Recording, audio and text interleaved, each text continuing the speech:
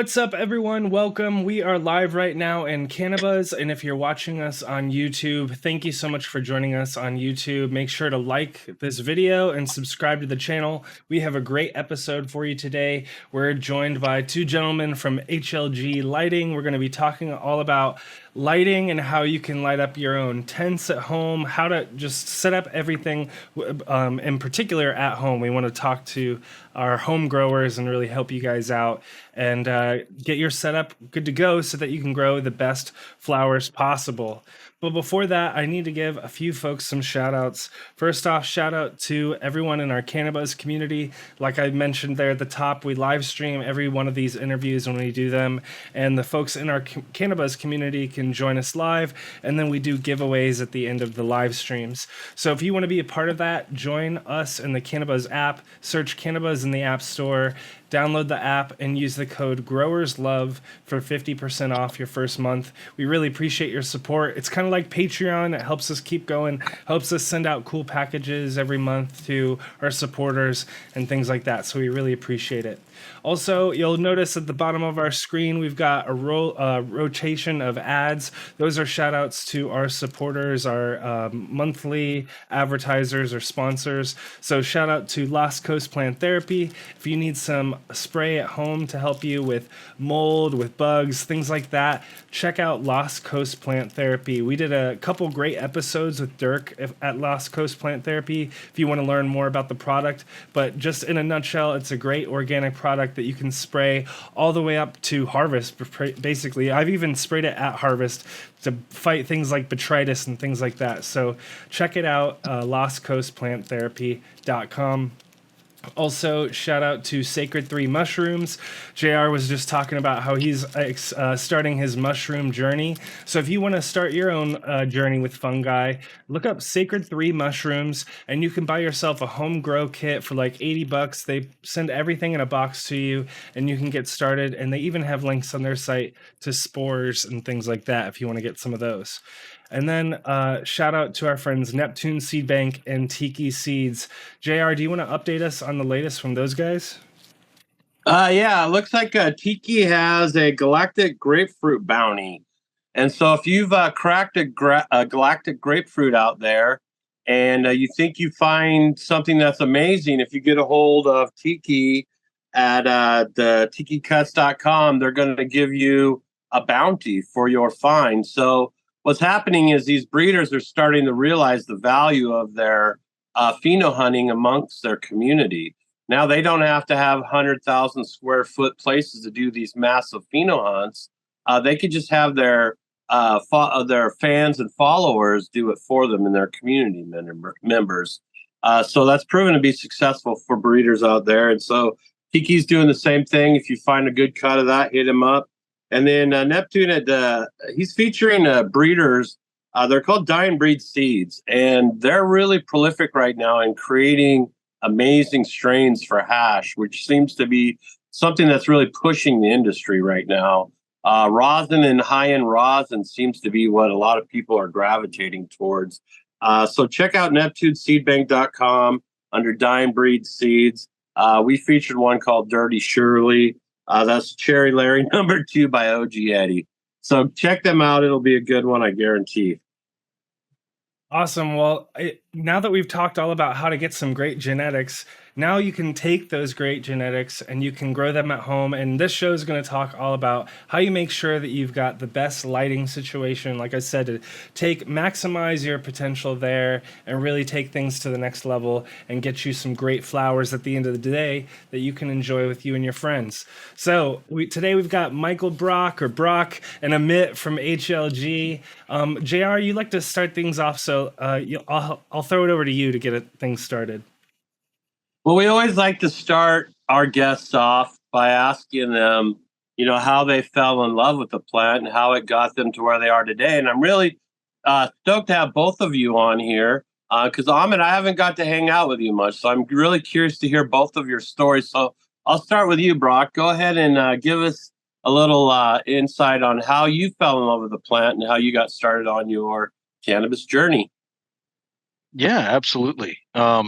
So, for me, it was always a part of my life all through high school and growing up, mostly recreationally back then. But as you start, reading and researching and getting closer to it, the more intriguing it gets. And so, for me, it was about, hell, I guess 10 years ago, give or take. And I'm working in the automotive industry at this point. So, I've been working for Volkswagen for quite a while, and my body's just deteriorating at a rapid rate. You're on your feet for 60 hours a week. You're not doing anything light, and especially when it comes to Volkswagen. So, you're constantly tearing your body down, and in I don't know, I guess kind of a plea for recovery and aid, I turned back to cannabis, and decided that it was time to start growing my own. And so, you pick up what you can with what you've got as a budget. And I was making it by, nothing too fantastic. But as everybody knows, you start really small. So, like a 2x2 tent or in your closet, and then you start upgrading and you start improving. And then the next thing you know, I'm searching for more lights, obviously, because that's the next step. You start off with your first light and then you upgrade. And so, about maybe 6 years ago, I started looking for an upgrade to my existing LEDs, and that's where I stumbled on HLG. And I didn't think too much of it at the time. I bought the lights, I started running them. Back then it was only DIY kits. And then about say 4 years ago, I was getting ready to upgrade my lights for the seventh or eighth time at this point. And you Google HLG, and it pops up an address. And I was like, oh, and I'm like, Maynardville, I know that town. That naturally in your head, that's just down the street from you, but everybody says that. There's a Maynardville everywhere. Well, I pull up the map, and it's 20 minutes away from me, and I'm like, there's no way that this is true. So I'm hanging out with my dad at the time. We were cooking dinner, and so we both hopped in the car. He's like, shit, it's 3:00. Let's run up there. Let's see if they're open. You were looking to buy a light anyways. Let's go buy one. I was like, okay. So we jumped in the car, ran up there, and yeah, they were already shutting down for the day. Like, they closed down at around 4 p.m. So they gave me a tour, and I was like, are you guys hiring? And they're like, yep. And I was like, cool. Here's my resume. Because, why not keep your resumes in the car? And yeah, they called me back that next Monday. So that was it. No turning back from there. Well, that's lucky for them, man, because you're a good guy. And doing the job that you do as a sales rep, traveling and that whole thing that's not an easy job, and it takes a commitment, because you not only have to learn all of this new science and technology, but you also have to learn how to interface with people and sell. And those are all sciences of their own. And so congratulations to that.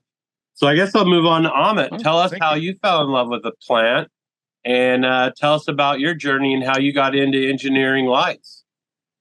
So, so in my 20s, I tried it recreationally. I liked it. And so yeah, about 10 years back or so, I just found it really hard to just buy it from other people. Like, I remember this one incident where just to buy some flour, I had to get in some stranger's car and just drive from point A to point B, give him some money to get in. I was like, it shouldn't be like this, and who knows what I'm getting. So I was like, okay, I'm going to look into it and grow my own, so I know what I'm putting in my body. And so I started growing, with some Chinese lamps, didn't like them, tried CFL bulbs and started with 4, added 4 more, and until it just became a giant cock-on, just weird setup of just dozen CFL lamps.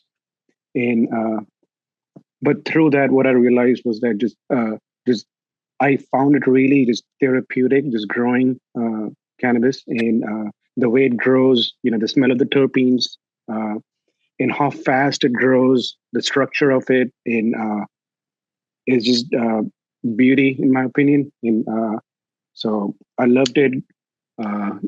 Grew for a few years, and then that engineer kicked in me, and I was like, I could do I could design a better light than this. And so I started tinkering with just lights, and just playing with LEDs, going on forums, researching, trying to learn more.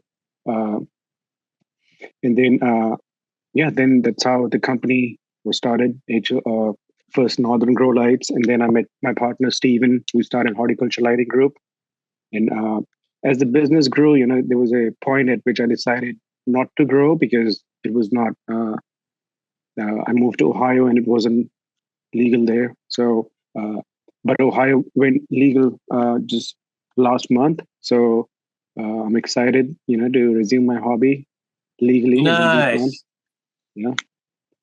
That's great. Sam actually is from Ohio. Yeah, Oh, yeah, nice. no, growing up in Ohio, literally a block from the town's dare officer, you know what I mean? So now, now seeing it go legal, next time I visit, I'm definitely gonna be excited to see legal weed because the last time I was there, it was all just Delta 8 or whatever, and it was it was like smoking hay. It was garbage. But that was awesome to get both of you guys' backstory. It's really cool to hear how it all started, how both of you guys came to HLG. Really appreciate hearing that background. Let's see. So Brock, and Amit, if you have a child as well, we were just talking about right at the beginning of the show. We were talking about how I just became a father actually like 2 weeks ago on Christmas. We had my son, and how has being a father impacted you guys and impacted how you approach work and the industry? Yeah, so for me, I'm also a very recent father. Congratulations, by the way. 2 weeks is definitely a first milestone. Um, yeah, woof. It feels like that was forever ago. But for me, it's just been really recent. So our daughter was born in August, and it's my first kid, so I'm definitely trying to adapt to a new lifestyle. But as far as, cultivating any of that stuff, it's, come to a screeching halt, which, I'm okay with. I'd rather not risk anything. I'd rather not, Yeah. partake or anything like that. So, and I travel enough, with HLG, we meet a lot of people. I travel to a lot of places, and it's all, legal there. So I can get it when I need to. Yeah. Well, just my by traveling. question is that it kind of brings up something I wanted to ask you about is kind of like moving forward, and this is kind of to both you and Q really. We kind of our mantra is normalization. But you and Q live in very different communities and different parts of the country. And so I would like to ask both of you, what normalization are you going to be able to accomplish as parents, being where you're at? I'll start with you, Brock. So, man, Tennessee is going to be, one of the land of the last, essentially saying, like we had discussed, they're looking to eliminate any THCA variants from the Farm Bill and any accessibility there coming here in July. So, it's definitely going to put a huge damper on that for us, at least for me in particular, because at that point it's going to be not really partaking unless I'm in a legal state. You know, a state like ours, you're always going to be in the limelight. And so if your name is associated with it in any form, you can expect to have people watching you. So it's definitely going to be a bit of a bummer for me and a bit of a changing process. I'm on a bit of a tolerance break now, trying to adapt to that. So it's a learning curve. And how about you, Ahmed? Or how about you, Q? Sorry. Well, I guess I'll just say real quick. I think for me, I think I'm gonna want to. So we're talking about growing, and so I think I grow out in my backyard, and growing outdoors here in California, especially in my little neighborhood here, is pretty normal. Like a lot of my neighbors grow.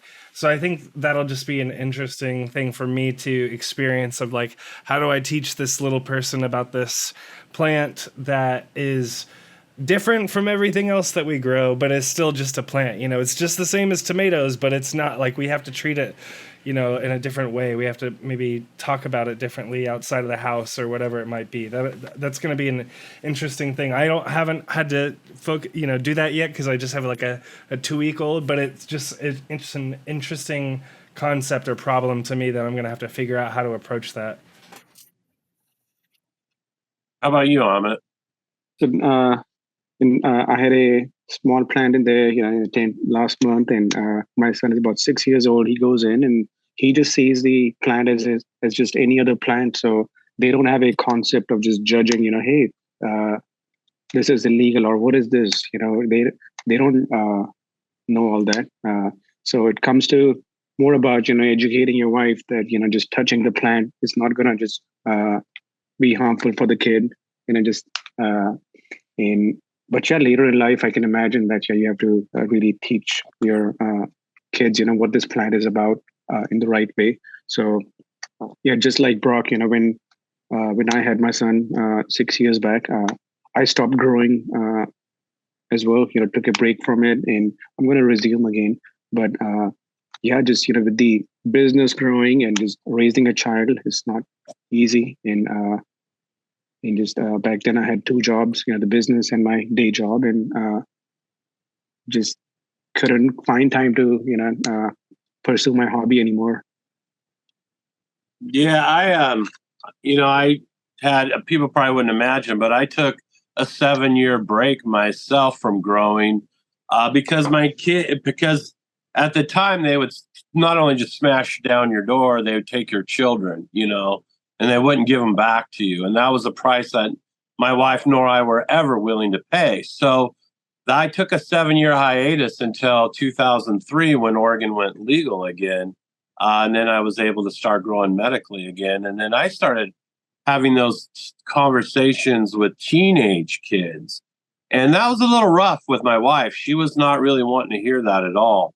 But I have one son who ended up being a police officer. I have one son who tokes down every day. And my daughter doesn't really give a shit either way. So, I mean, it's all, it really is the perspective of the individual child at the end of the day. But my influences, I hope, in it have not been something that, they have to feel shameful of or anything like that. But so I just really wanted to dig into that because I have both of these new fathers on the panel. So we'll get into some lighting now. So what I thought we would do is just kind of run through some of these basic scenarios. I would like to talk about the light models that you recommend for the scenarios, spectrum that is coming with that light, and then maybe the PPFD that people want to be at for these setups. So first, I'm going to start off with just your basic 2x4 or 2x4 tent. If you could go ahead and recommend light model, and we'll start with that. And I'll start with you, Brock, since I have both of you on here. Yeah. So looking at a 2x4 space, there are, I would say, 3 viable options that I'd be looking at personally. The first being a set of 2 lights. I think one of the first things from my own experience in a 2x4 is that's when you're going to start getting into different cultivars. And so if you're growing 2 different plants at 2 different heights or 2 different growth speeds, you want to have something that can help vary the heights in your tent. And so for me, looking at the HLG 200 and running 2 of those in a 2x4, while it's going to be way, way overpowered for that kind of space, you're going to be able to adapt to that very easily. Not only is it independent, so you'll be able to cover each 2x2 side, but then you can also control it with the dimmer. And it's going to have an optimum spectrum for, either vegetative growth, cloning, and especially flowering growth. But the other 2 that I'd be looking at are going to be, single fixtures, which the next one would be the HLG 350R. Again, a very large amount of light, averaging anywhere from 11 to 1200 ppfd at 24 inches. So a massive amount of light. But it's going to be, again, a nice universal fixture for both anywhere from clone all the way up through harvest. I guess I'll throw this next question at you, Amit. So let's talk about light toxicity. I mean, back in the day, that was never an issue with these LEDs. I mean, we could pretty much park them right down on there. But now we're dealing with the power that's going to create light toxicity issues and stress. Can you talk about kind of how people can recognize that and kind of talk at where they need to be to maybe avoid some of those with the PPFD ranges for that?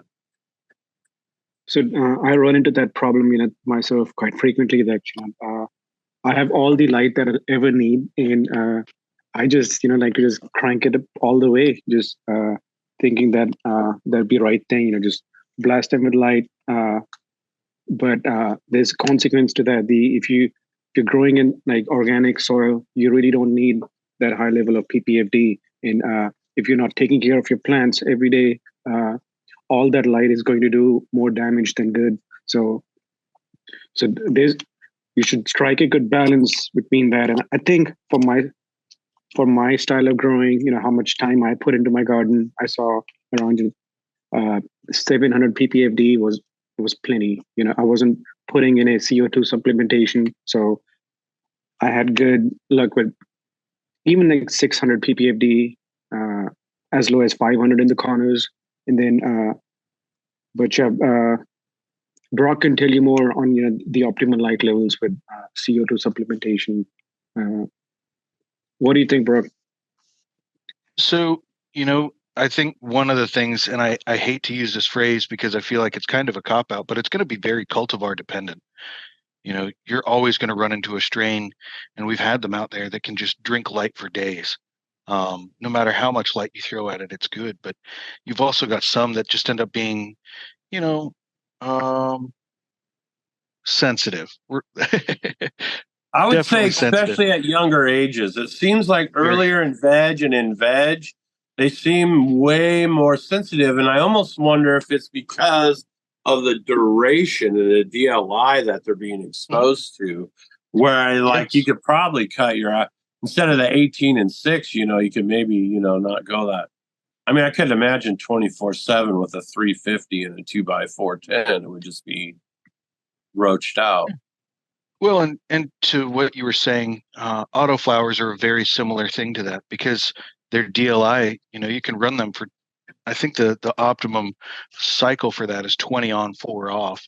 So a 20 and 4 cycle, you don't need to have high light levels because they've got extended light levels, or extended light periods.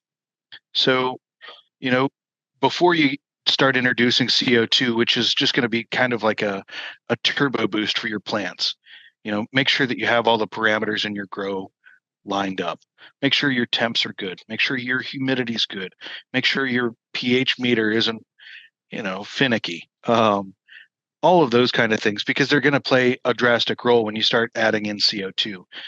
But, to Amit's credit, he's saying like, this is the style that I grow in. I know my light levels and I don't need to go over 700 and I don't feel like introducing CO2. And that's about the right range. Once you're looking at above, say, 900 ppfd, give or take, is when you're going to want to start supplementing CO2, because that's where you're going to start seeing light stress. The plant's not able to take up as much nutrients for the amount of photosynthesis that you're trying to create. Yeah, and then it's like you're trying to play catch up, nutritionally. So now, Amit, what about for this option of the 2x4? If I'm, say, in a situation where I'm wanting to buy an all-purpose light that's going to get me through veg and through flower, what kind of spectrum am I looking at, and what model would give me the best spectrum for that scenario? So the light I would go with, and personally, I have it 2.5 by 5 foot 10, and I use HLG 350 for it. Now 2x4 is just a little smaller than that, but again, just 350 would be just perfect spectrum, more than enough light you'll ever need. So 350 would be my first recommendation. Obviously, it happens to be on the pricey side as well. So if somebody's starting off, they want something lower cost to start with. I think, like Brock said, a 200 is a good option. Put a 200 on one side and a 100 to get some more light. There's a 320 R spec as well, or a 260 R spec FR kit. Really, really just low entry point and price wise. And the only thing you have to watch out for is they have far red in the spectrum, and it should be fine for most of your cultivars, but you just have to watch out for it, because there's a major difference in the spectrum there when you start introducing far red.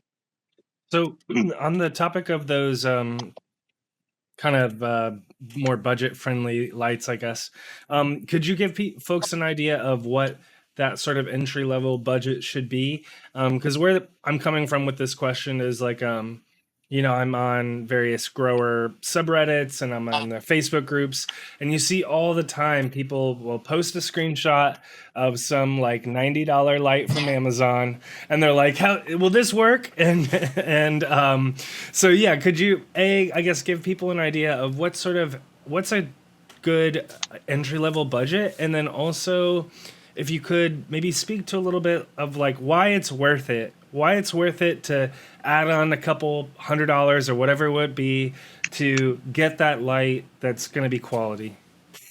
So for a 2x4 tank, I would say the minimum I would spend on lighting, I would look at about $250 is the minimum I would go with. If I want the best of the best here, maybe closer to $550 is the most I would spend, right? And what you're doing when you're obviously you don't want a $90 lamp for a 2x4. That's just not going to work out. So what you're gaining by spending this more money is you're getting something that is going to be higher in efficiency, a better spectrum. The quality diodes that you're getting with it. It's going to last for years, and you're not going to have a failure. We produce our products in US, so if there's any failures, we support our customers, with just warranty repairs, and so you're backed by US warranty. And so again, quality components, you pay for all that, and you get a quality product, good tried and tested spectrum, and good customer service. Yeah, I think the last one is the most important, because inevitably people have issues. You're going to have issues with something eventually, or you may have it right away. Whatever the case is, when you have issues with somebody that you don't know, that you've bought off of somewhere you can't get any real support from, you're kind of hosed. Either you got to figure it out yourself, or you junk it and buy a new one. Where with HLG, you have a phone number, you call that number, and someone actually answers the phone, and you, right? Most of the time it's Brock, and you actually get to speak to a competent human who can help you through the process. And 9 times out of 10, you got a solution within 48 hours. So on your doorstep, if not even. So, I mean, that right there is a huge sell, in my opinion, that makes your products even more valuable to the consumer. Now I'm moving on to like say a 4x4 tent, and we want to be able to do flower and veg in that tent. We don't have the ability to separate that. What's going to be our best lighting model, spectrum, and go ahead and start with that, Brock, if you could. Yeah, so 4x4, now we're getting into a bigger space. Now you're getting into somebody that's going to be dedicating a little bit more time to their grow. So right off the bat, the two that I have in my head would either be the HLG Blackbird, which was designed with a spectrum for full cycle cultivation, from seed to harvest. The other one would be the newest light to our catalog, which is the HLG Tomahawk. But I'm not going to recommend the 720 version, because when you're getting into the 720 watts, it's a little bit overpowered, and we do offer that in a 650 watt version.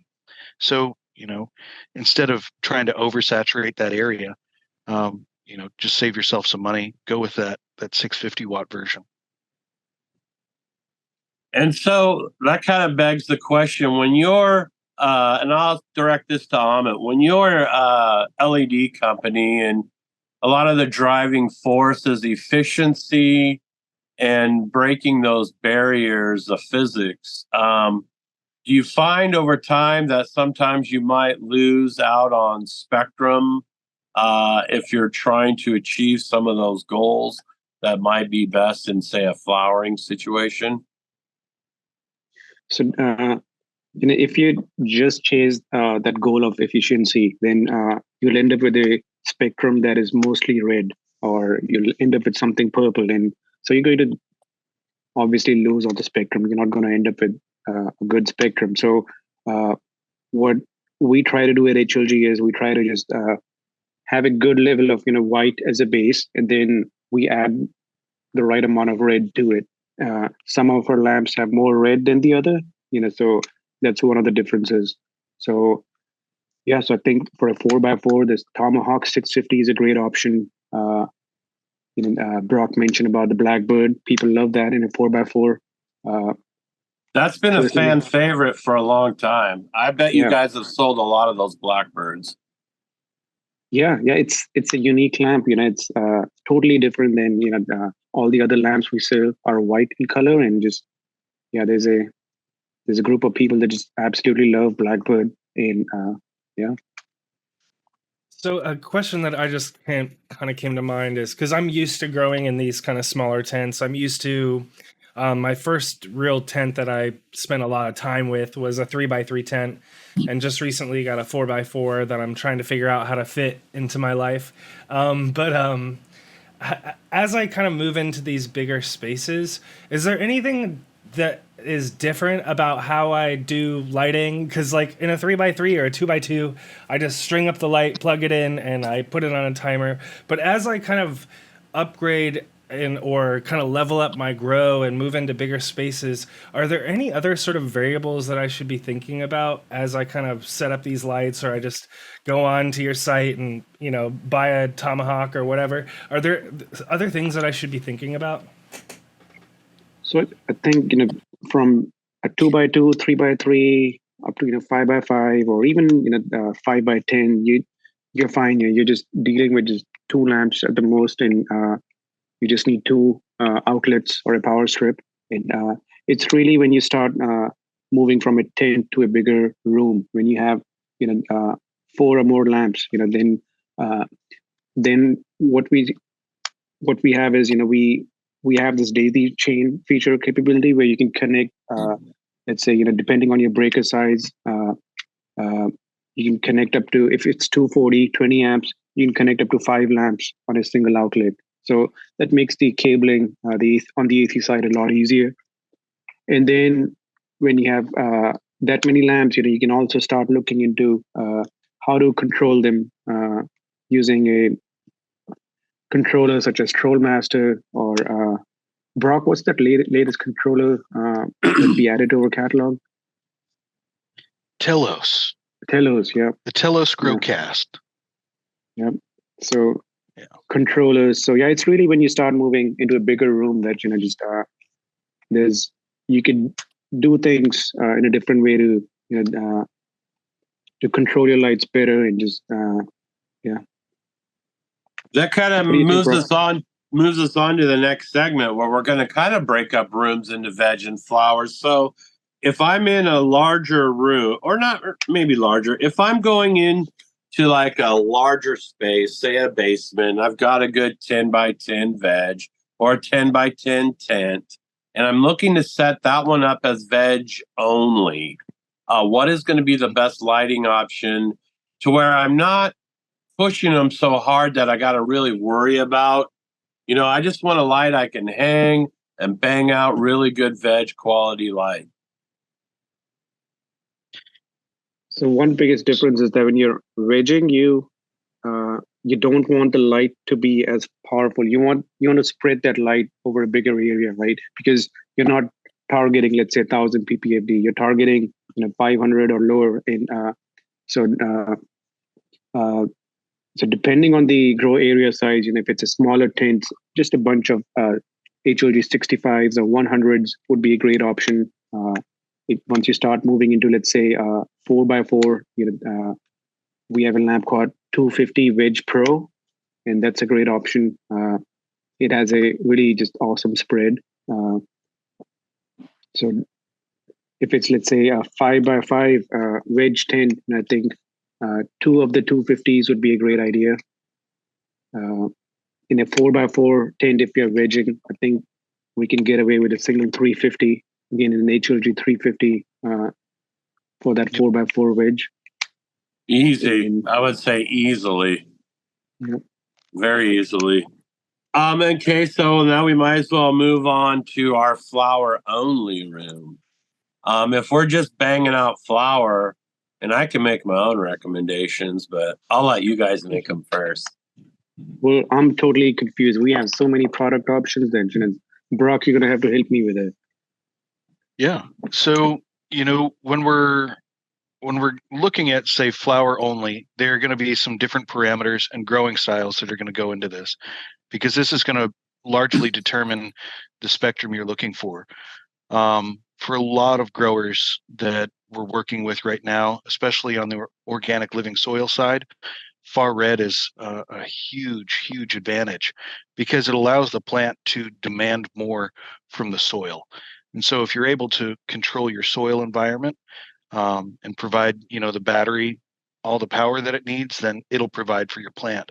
And so you can use that far red to force the plant to demand more from that soil.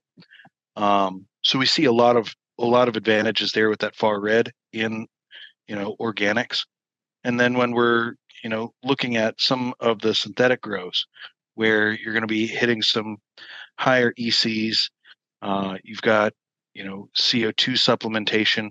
We're going to start recommending some of these commercial grade lights.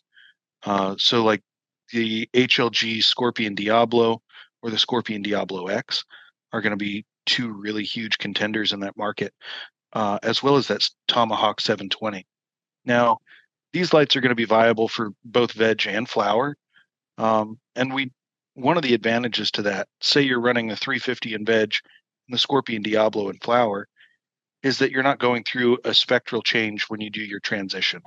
So you've got that 2-week flip period where your plant is now adapting to different lighting cycle, different lighting intensities, different nutrients. And so if we can remove one stressor out of that, it's going to help that plant adapt to its new lighting cycle, recover faster, essentially. So those would be the ones I would be looking at for flower only. Even though it's viable for veg, it's still going to be the predominant flower light. And I noticed in your lamps for flower options, or what I would consider to be for my flower only room, there was a vast difference in the spectrum between your Diablo and your 750R. Can you talk about the differences in those spectrums and why that is? So when we're looking at the R-Spec lights, the previous generation of R-Spec did not have far red in it. And, the more and more work we've done with some of these research scientists, the more we're finding out that far red does have a huge impact on the morphology of a plant. And so the downside to having far red is it's got to be balanced properly. You've got to have the correct light ratios. And so that was one of the hurdles we had to overcome with that far red light. But, one of the other things to keep in mind is that red has always been a driving force for flower production. We're looking, anywhere from 600 all the way up to 750 nanometers. So the upper red area of that spectrum, and those are going to be your main flower producing spectrum. But what does orange do for you? What does all that orange bleeding up to red, what does that do for you? It's all going to have an effect when we're looking at, the action spectrum, the way the plant is going to be absorbing these photons. It can only absorb certain amounts, and a lot of it is going to be reflected away. So as you get into, like, say, the 500 to 600 range, when we're looking at greens and early oranges, those are going to be, less effective at immediate photosynthesis. Now, there are a whole lot of caveats that we can get into there, but suffice it to say, bulk of your flowering photons are going to be these lower energy, higher nanometer photons. In my work with what I've done with your lights, because I've done the 600s, 650s, 750s, 700s, and Diablos, is I'm noticing that the genetic expressions are different with the lights. And coming from the older HPS days and metal halide days and ceramic metal halide days, I would say that some of your lights almost fit into each of those categories. You know what I mean? And I really feel like your Scorpion Diablo was your 1,000-watt HPS killer. Amit, can you kind of speak to that? Yeah, in terms of total photon output, so our Scorpion Diablo exceeds the output of a brand new 1,000-watt double-ended. It's got a better spread, a better spectrum, so a massive improvement over a double-ended. Yeah, I'm using them again now, and I gotta say, I'm already seeing things that remind me of what I was really looking for in my light. And I know everybody growing looks for something different, because if you're growing to make hash, trichome density and surface availability is super important versus maybe if you're just a high-end flower guy where you're just wanting really high-end flower at the end of the day. So, I mean, there's an education that kind of goes behind, I guess, the lighting choice and what your intentions are. And we're wrapping up. And so there's one off topic that was in our list that I wanted to get to, and that was UV. And one of the things that we were, UV is getting bounced around the industry. And I know our industry likes to hop onto things so that we can create something to talk about and excitement. So with UV, are you finding in any of the research folks that you've talked to difference in structure of the gland head and maybe a stalk that's a little more stiffer, that'll break free and easier to wash and greasier type strains? So when we're looking at the physical structure of the plant, I haven't talked to them about, say, like tensile strength of the branches or anything like that. But when you're talking about gland heads, trichome production, that's definitely a topic of interest. And so what we're looking at there is not too dissimilar to the way that UV light is used in other industries. And it makes sense. So when you introduce UV light to your plant, you're introducing a stressor. It's not going to be very photosynthetically active. As you get past, like, say, or get below 4 or 380 nanometers, it starts to drop off in any photosynthetically effective way. So you're not pushing your plants with photosynthesis. You're pushing the plants for a reaction. You want them to respond to that stressor. And they do that by increasing resin production and trichome production to reflect that light away from the leaf surface, because it does have a negative effect. And it can be seen. Excessive amounts of UV exposure can cause stunted growth, can cause leaf deformation. But on the flip side of that, and on the positive side, similar to the way we cure resins in the automotive industry or in the woodworking industry or instrument industry, musical industry, I should say, it's all using UV light. And it's going to do the same thing to the resin and trichome heads and the glands on your cannabis plants as well. So if you're looking to wash, that's going to have a huge effect on maintaining not only structure but shape, especially when you're going through that freeze drying process. So definitely effective. I highly recommend it for anybody that's looking to get into hash. And so you guys have a fixture that you're offering. You want to talk briefly just to let people know the A, B, and C's of UV? Yes. So there's a very basic way to think about it. A is acceptable, B is bad, and C is cancer. So the further you get down into that scale, the worse and more harmful they get. They do have their own advantages and disadvantages, but what we found through our research is that we can get the same effect as using say a B spectrum, a UVA or a UVB spectrum, as a prolonged UVA by combining two different wavelengths. So in our lights, we use 385 nanometer and 365 nanometer. And so you get down into these high energy wavelengths, these more excited photons, they can cause more damage. But we didn't go too far. One, personal safety is paramount for us. And then secondly, plant safety is going to be next. So we're looking at it from the standpoint, we want to make sure that anybody operating in these rooms is good.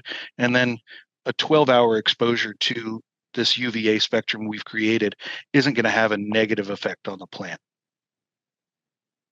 I think that's good. I had a question for you guys too that came to mind when I was thinking about commercial grows and some pictures I've seen online lately or recently. Is I'm seeing light bars show up on the underneath the canopy. I wanted to ask you guys about that. What is that? Does that do anything? What are your, and is that worthwhile? Because I'm just starting to see it. Like I said, see it on Instagram every once in a while from like really nice looking commercial grows or whatever. They have these like light bars underneath the canopy. What do you guys think? Opportunity to sell more lights. Yeah.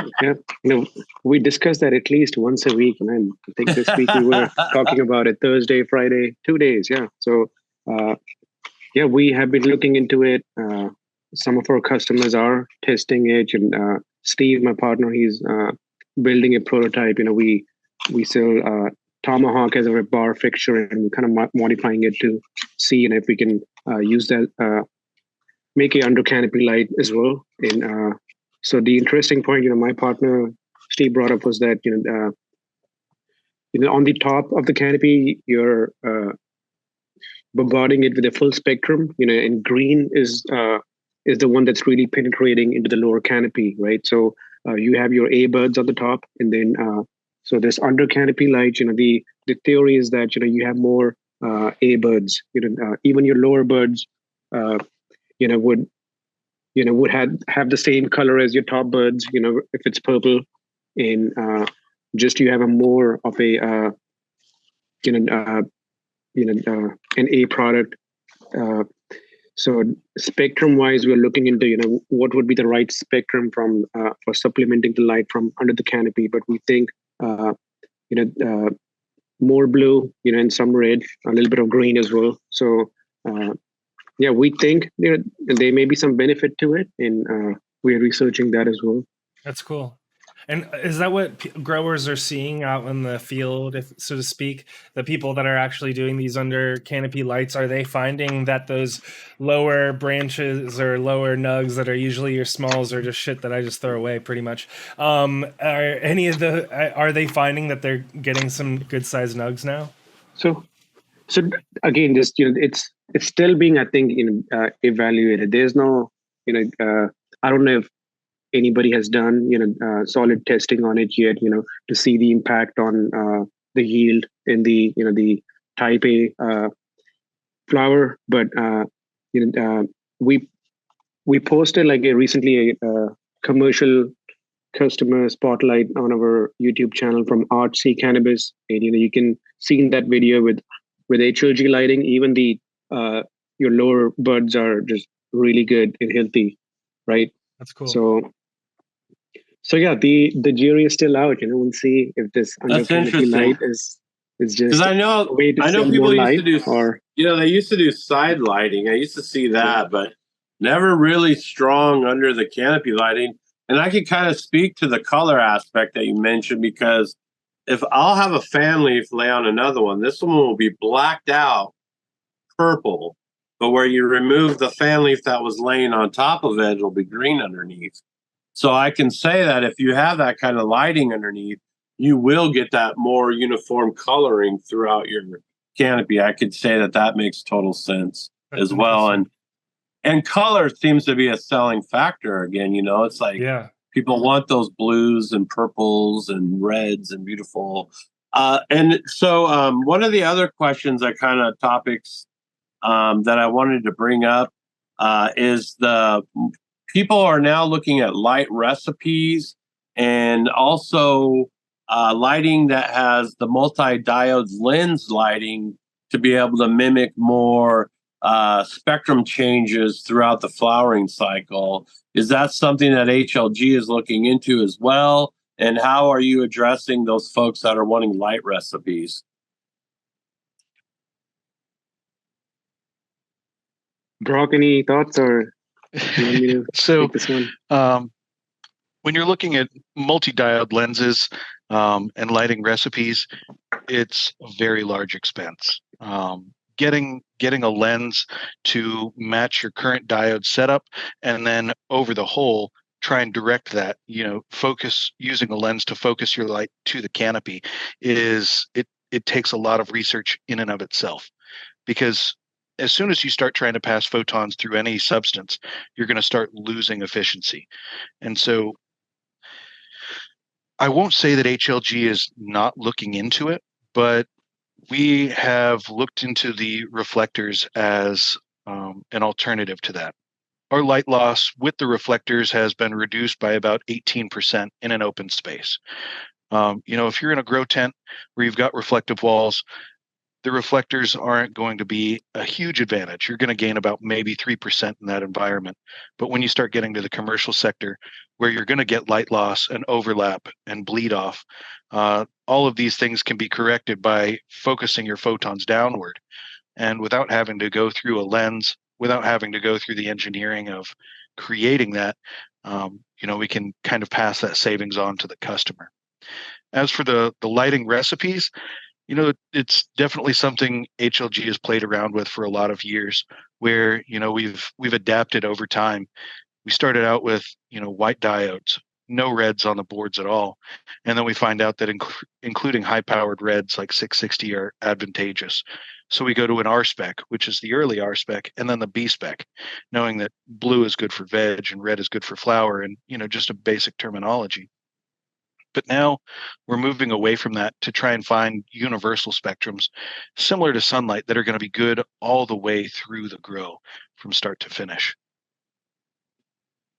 So, Brock, do you think that the spectrum of the sun, do you think it changes between summer and Of course. fall? Yeah, absolutely, it does. Even from the time of day, from morning to noon to evening. But again, it's a very universal change. It's gonna, whether you're getting your far reds in the morning and far reds in the evening, or you're getting a much crisper, more blue spectrum, that can all average out in the wash when you're looking at DLI. Because if you look at the way the plant cycles through its season, there's the changes in the hours and the intensity of what it's getting, but it also moves from a bluer to a redder season as the season fades. And so people are trying to mimic, like Brock said, those daily things that are spectral, but also they're mimicking those seasonal changes that are happening. And mind you, we're doing 9-week cultivars, so you're trying to wrap up a whole veg transition, bloom, all within that time period through a light recipe. So, I'm sure that science, like Brock's saying, is probably incredibly expensive, but I do find it fascinating that folks are out there trying to, achieve these kind of results in mimicking what more of what nature does in an indoor setting. And I think adding that stress of UV also is important. Because as an older HPS grower, the first thing we would do is pull the glass off our hoods. We would run our lights with no glass because we did not want, our UV to get, filtered out. So good stuff today, guys, man. And we really had an hour of action-packed lighting talk. So I super appreciate it. Yeah, so as we kind of end the show, are there any shout outs that you guys have? Are there any events that are coming up? We're now at the very beginning of 2024. Are there things on the horizon where people might see you out in the real world? Let us know where people might find you. So yeah, the next show I think we're trying to do is the NECAN Boston. We may do some hydro store events as well, but it's pretty cold outside, so nobody wants to do a event outside right now. So let's just wait. But yeah, Brock and I, we're always available. Just weekdays. Just if anybody wants to, has any lighting question, feel free to reach out. Yeah. And I just wanted to add that as you're growing with LEDs, temperature is another important thing you should watch out for. That lower 80s to about 85 is what you need to target. And a lot of our customers miss that. And so yeah. And just shout out to everybody that's making a difference in the industry. Shout out to Ohio, for yeah. Well, So, and the DGC as well. I would definitely like to give a big shout out to the DGC. If you have lighting questions, that's a fantastic community. But also your local grow stores. Definitely try and engage in conversation with real people. Real conversation as opposed to just hitting the forums. But the DGC is a great resource. Yeah, and I would say ask if you got a shop, ask them for HLG lighting. At least get it in their ear. We'd like to see some good quality options because I have yet to go into a hydro store that has a good light. Really, to be honest with you, most of them are just really either way overpriced or trash. So yeah, shout out for some HLG lighting at your local hydro shop. DGC Cups coming up June 1st, everybody. I hope to see you. I would love to see all your whole crew there. I know I'll probably see Brock there, but love to see you there too, Ahmed. We'd love to have you there. It'd be a good time. And another one, they made an announcement for Emerald Cup is going to be in May now, but I think the first week of May. And it's going to be fun because it's going to be an indoor. I kind of looked into it a little bit. The facility that they're going to do it at is going to have an indoor and a little outdoor area. So it probably will be a consumption-y type event, I'm hoping. So it really has the potential to be a good time. And it's in Oakland, so it could be pretty loose and fun. So that's another show you really should keep your guys' attention on because I think it might be a good show for people this year. Yeah, I'm excited about that one. Oakland is much easier for folks to get to than all the way up in Santa Rosa. And, it's in a cool part of town, Lake Merritt. So I hope to see folks there. But thank you so much, Brock and Amit. We really appreciate your time. We had a really great interview here.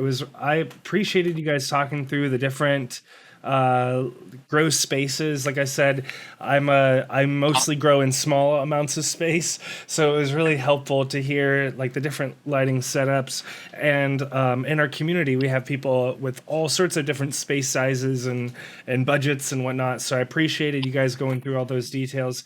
If you want to learn more, where should people go if they want to learn more about your products? Where's your website? It's pretty easy, HLG.com, horticulturelightinggroup.com, or if you can't remember that, just HLG.com. Awesome. Or Instagram as well. So at Horticulture Lighting Group or at HLG USA. And your guys' social media presence is good. Very, very good. You guys do a great job with that. And you've got to get your product in places and faces in a different way now. Trade shows are kind of dead. So it's nice to be able to get your name, your recognition, and your brand out there. And so the social media presence, I think, is very good. Very good. Yeah. Thank you so much it was really cool to connect with you guys. I hadn't met you guys, so it was really cool to just hang out on this Sunday afternoon and learn from you both. You both are super smart and intelligent. We'll have to bring you back sometime and talk more about lights later this year. But until then, thank you so much for hanging out. If you guys enjoyed this video, please like the video and check out HLG, the really great products. I've got one of their lights downstairs with a bunch of my plants in veg right now, getting things ready for the outdoor season, this year's outdoor season. So super shout out to HLG and shout out to everyone in our community. We're going to be doing a giveaway. I've got a Cannabis pin and some other things that'll probably come with this pin that will be given away to one of our live stream viewers. And then, of course, shout out to our sponsors. They're down below, and you can also check out their details in the video description. But thanks so much, everyone. Thanks for watching. And until next time, growers love. Right.